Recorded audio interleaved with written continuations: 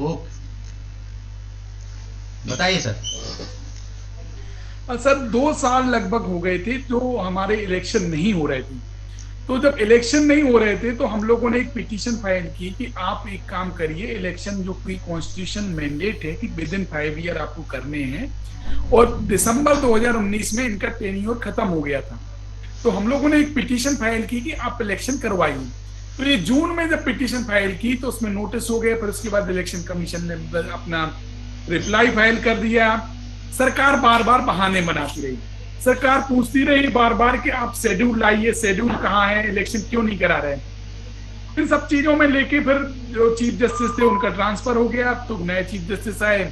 तो जब मैटर लगा तो उन्होंने रूल निशी और matter come in as usual course. As usual course मतलब करीब लगभग 20 साल बाद आएगा मैटर।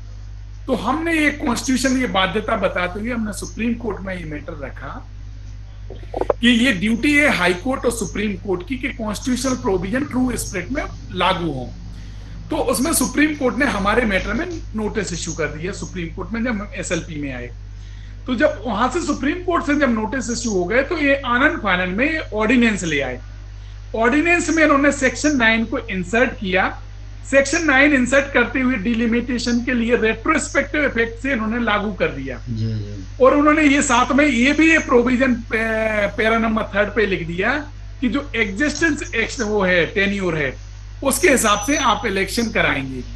तो जो रोटेशन की व्यवस्था है संविधान में, जो आर्टिकल 243D में ये है कि हर वर्ग को प्रॉपर प्रतिनिधित्व मिलता रहे, इसलिए रोटेशन कराया जाता है। उसमें नए लोगों को भी मौका मिलेगा, वुमेन्स को भी मौका मिलेगा, SC ST OBC सबको मौका मिलेगा, तो ये मिलता रहता था। तो रोटेशन को यहाँ पे समाप्त कर दिया।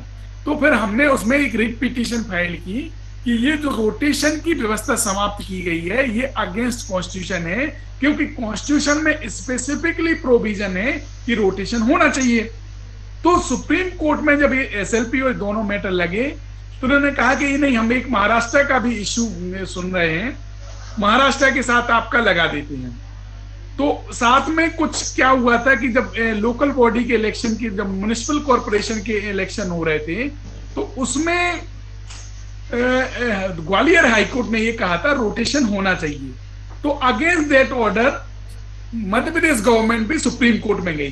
तो 4-5 SLP वो थी, एक रिट पिटीशन और SLP जय ठाकुर की थी, और एक पिटीशन थी विवेक तनखा की, 2 दिन बाद उन्होंने भी लगवा ली थी। तो ये मैटर लग गया महाराष्ट्र के साथ में। जब ये मैटर की सुनवाई हो रही थी तो हमने बीच में कहा कि आप जो सुनवाई कर रहे हैं हमारा मैटर बिल्कुल अलग है और इन लोगों का मैटर अलग है, ये रिजर्वेशन से इशू है, 50% से एक्सेस जा रहा है। तो इस पे लेकिन खानविलकर साहब ने कहा कि नहीं, हम आपको सुन लेंगे, बाद में सुन लेंगे। तो जब हमारी सुनवाई हुई तो हम समझ गए कि ये रिजर्वेशन का इशू इसमें भी लगाएंगे। तो हमने बताया, हमने कहा my matter is completely different, we are not coming in that way. तो उन्होंने हमारे लिए उन्होंने लिबर्टी दी और उन्होंने कहा कि आप हाईकोर्ट में ये रेज करिए, ये कॉन्स्टिट्यूशनल तो ड्रॉबैक है, ये मान रहा है वो भी, मगर आप हाईकोर्ट में ऑलरेडी पिटीशन फाइल हो चुकी थी, तो मैं लिबर्टी देता हूं कि आप हाईकोर्ट में जाइए और सेम डे आपकी सुनवाई हो जाएगी। तो हम लोगों ने 15 तारीख को ये ऑर्डर हुआ और 16 तारीख को हमने पिटीशन फाइल की और 16 तारीख को हमने नंबर भी करा लिया और डेट भी मिल गई 21 तारीख को। अब इन बाइल क्या हुआ, विवेक तनखा साहब एक पिटीशन और ले गए और उन्होंने कहा कि 15 तारीख को जो महाराष्ट्र का रिजर्वेशन का जो ऑर्डर है वो हमें भी कर दो भाई, क्योंकि रिजर्वेशन कॉन्स्टिट्यूशन के हिसाब से यहाँ भी नहीं हो रहा है और हमें भी महाराष्ट्र जैसा चाहिए। तो उन्होंने कर देते हैं और वही ऑर्डर पास कर दिया। तो महाराष्ट्र का ऑर्डर फॉलो करते हुए ये कर दिया है कि ओबीसी की सीट्स पे कोई भी रिजर्वेशन नहीं मिलेगा।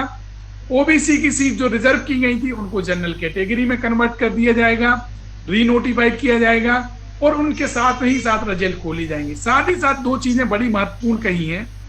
उन्होंने ये भी कहा है कि कॉन्स्टिट्यूशन के हिसाब से इलेक्शन कमीशन को इलेक्शन कराने चाहिए, अगर नहीं कराते हैं तो टैक्स पेयर का मनी इन्वॉल्व है, वो वेस्टेज हो जाएगा।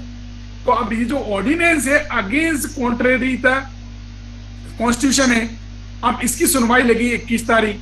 तो ये बड़ा इंटरेस्टिंग हो जाता है कि 21 तारीख को अब क्या डिसीजन आता है, क्योंकि जो ऑर्डिनेंस है अगेंस्ट कॉन्स्टिट्यूशन है, तो इस पे हियरिंग के बाद ही पता चलेगा कि इसके हिसाब से अगर होगा कि नहीं होगा। तो 21 तारीख बड़ी इंपॉर्टेंट डेट है। अब क्या होता है इसमें आगे चलते हैं, पर जो भी हुआ ओबीसी के अधिकारों को बहुत बड़ा नुकसान हुआ। महाराष्ट्र का परिप्रेक्ष्य जो बार बार ये कहते हैं वो एक अलग इश्यू था, 50% से जहां वहां पर एक्सेस हो रहा था रिजर्वेशन, यहाँ पे ऑलरेडी 35% रिजर्वेशन दिया जा रहा था, 14% एसटी को, 8% एससी को, 13% ओबीसी को। इस इशू को लेके ना मध्य प्रदेश सरकार ने सुप्रीम कोर्ट में इंडिकेट किया, ना पिटिशनर ने इंडिकेट किया कि भाई हमारा केस महाराष्ट्र से अलग है, हमारे यहाँ पे एक्सेस नहीं हो रहा है 50% रिजर्वेशन, हमारे यहाँ तो सिर्फ 35% रिजर्वेशन दिया जा रहा था। तो इन सब बिंदुओं को लेके काफी सारी विसंगतियां हैं, और जो केस तरीके से रखा जाना चाहिए वो नहीं रखा गया। तो मैं ये कहूंगा इसमें दोनों ही पक्ष उतने ही रिस्पॉन्सिबल हैं, चाहे वो कांग्रेस के विवेक तनखा हो, चाहे बीजेपी के शिवराज सिंह चौहान। इन दोनों ने मिलके एक बहुत बड़ी आबादी के साथ कुठाराघात किया है, और लगभग 52% लोगों के जो अधिकारों का हनन हुआ है, इसमें हम सब लोग इन्वॉल्व हैं। हम लोगों की जिम्मेदारी ज्यादा होती है कि लोगों को जागरूक करें।